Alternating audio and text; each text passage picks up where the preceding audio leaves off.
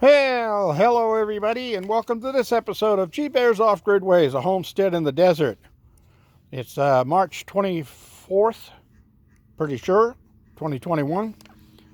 And anyway, I'm back here by the generator. I got it covered back up, so I'm not going to pull the cover. And I'd show you on the box here. One of the things, and one of the reasons that I said that you should always triple the size that you think you're going to need. Well, one of the good reasons for that is if you look here on the specs on runtime, okay, runtime 14 and a half hours, but that's at 50% capacity. Okay, so if you can get your total wattage that you're going to use and you triple that, you'll always be under 50% capacity, which means you're going to save a lot of money on gas. Okay, so that's a really good thing to remember when you're buying a generator. If you buy one that's too small and you run it at 100% capacity or even only 80% capacity, you're going to use a lot more gas and it's going to put a lot more stress on that generator. So save yourself some money, save yourself some worries. Always go 3 times as large as what you think you're going to need, and you won't ever have that problem. Another thing I forgot yesterday, I forgot a few things, and a few of my viewers brought it to my attention that I did forget a few things, so let's get back to that. Okay, one of the things is oil changes. If you really want your generator to last you a long time, it's really important. When you buy the generator, make sure that you buy twice as much oil as you need to get it going. Why? Well, what you should do to really help your generator last is start the generator up, and I like to run for about 2 to 4 hours without any load on it. Just let it run by itself for anywhere from 2 to 4 hours. Okay, once you do that, and the longer you do it, like 4 hours is better than 2 hours, but 3 hours would work too. But if you go 4 hours and then change the oil, that's going to take all of the break-in metals that scraped off of the rings and the cylinder walls and all of that stuff. It's going to take all of that out of the system so that you can start fresh again. And then after that, go for about 35 hours of runtime and change the oil again, because you want to make sure that you break the thing in right, just like your car. You buy a brand new car, they want you to bring it back in 500 miles so that they can change the oil and do services on it so that the car lasts longer. That's always a good thing to do, even with generators. It's a motor, just like the one that's in your car, so unless you got an electric car, then it's reverse. Okay? So, after that, after you change it at 35 hours, then I like to change the oil every 80 hours of runtime. So, figure that if I can get 7.5 or 8 hours of run out of each tank load, so every 10 times I fill the tank, I'm going to do an oil change on this thing. And take the filter out and clean that, or replace it if necessary, all that stuff. So you want to do that for your maintenance to make your generator last longer. Okay, another thing I forgot to mention, don't place your generator too close or too far away from where you're going to be using it. And reasons for that. Well, if you put it too close and you have a window open, you're going to get carbon monoxide inside of your house or your dwelling or your cabin or wherever, your tent, whatever. You're going to get carbon monoxide because you're too close to the engine running. You wouldn't kneel down by the exhaust pipe behind your car and polish the bumper while it was running. So don't do it with a generator either. Excuse me. I got a frog in my throat. Is that a frog? Ribbit. Yeah, I guess it is. All right. So Anyway, don't place it too far away. Now, if you go too far away, then your extension cord is going to be too long, and you're going to have a voltage drop across the long extension cord. So you want to keep it in fairly close. I like to say 20 feet. 15 feet, 20 feet is good. But here, I'm 8 feet. 8 feet is really good for out here because I'm in the desert. The wind is always blowing, and it's always blowing in that direction. So the wind takes the exhaust down that way to where the only thing it's going to run into is cars on the highway. And it's got to go 1.5 miles to do that. So, all right, so that's another important thing. Now, another thing I forgot. See that white wire on the ground right there? Well, the word ground is a good word to describe that white wire on the ground. So you definitely want to ground your generator. Now, you can ground it to anything that you have on your house or cabin that's a ground.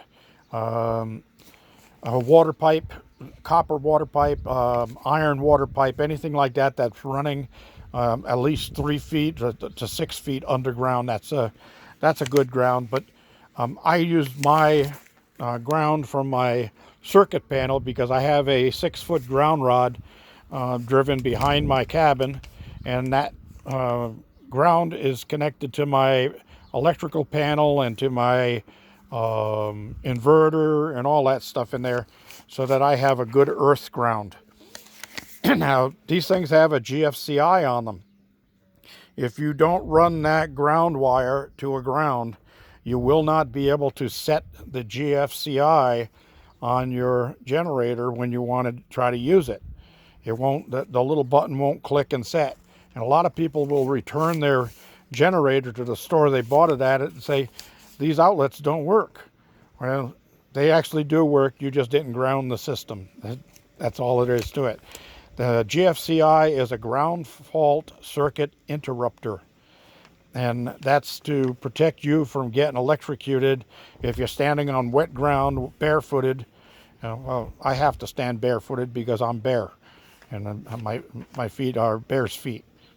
So anyway, let's get back to the grounding. Yeah, you've got to make sure you ground it. And there's a chassis ground on these things.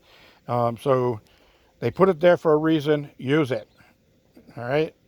And you're going to have to make sure you get a good ground. Now, you can always take a piece of 6-foot long rebar, drive it into the ground, and attach to that right next to the generator. That's fine. But you got to have a ground. Okay, now, I didn't want to drive a rod here, so I just ran that wire over, brought it inside of the room, and tied it into the ground wire that goes to my the back of the cabin to the ground rod. All right, so that pretty much covers what I wanted to cover on these things. Somebody mentioned about multi-fuels.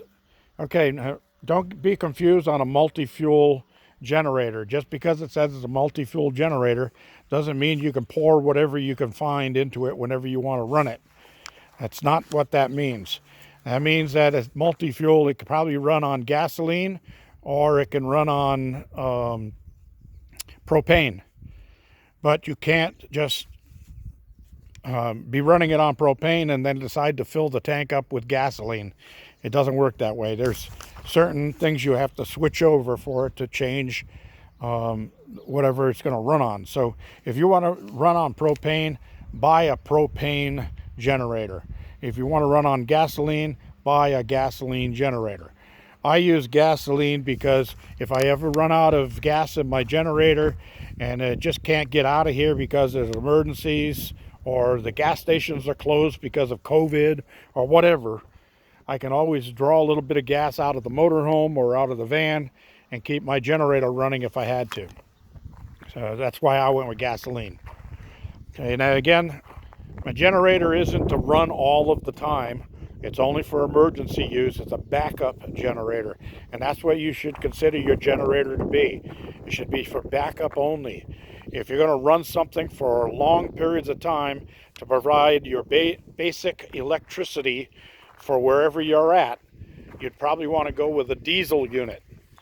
Okay? And diesel units are designed to sit and idle for long periods of time.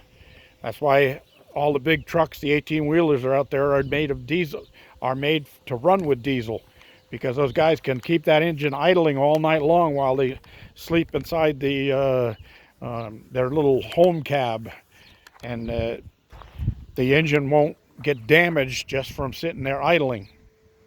Of course, it does put hours on the engine, but hey, that engine's designed for that.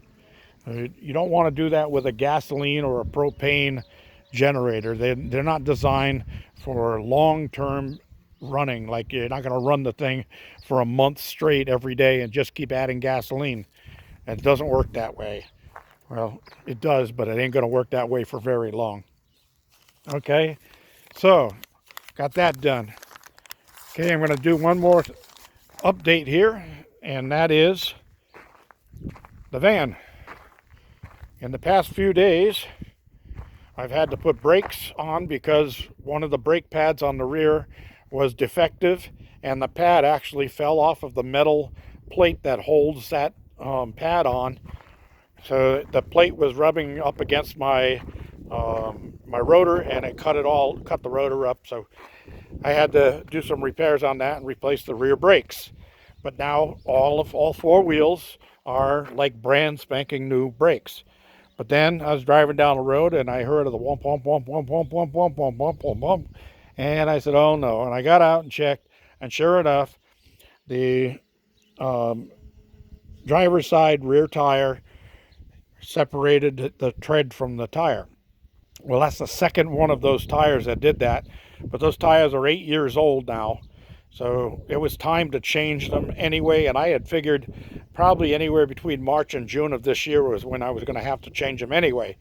So the time came ahead of time where I wasn't ready to actually have to buy new tires, but I had to go buy new tires, because I couldn't just put 2 new tires on the back and keep the old tires on the front.